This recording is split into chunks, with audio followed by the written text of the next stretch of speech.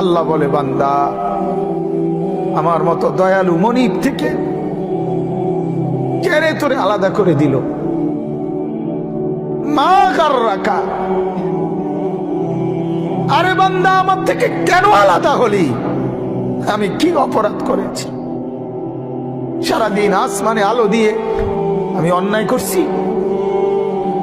আজ আবার রাতের বেলা ঘুমের পরিবেশের জন্য অন্ধকার করে দিয়ে আমি অপরাধ করছি?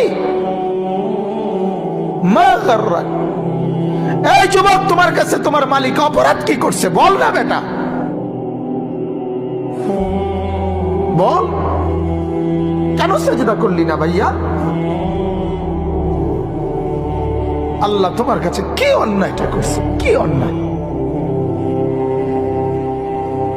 কি না দিছে মালিক? মা গাররাকা বিরব্বিকাল কারীম,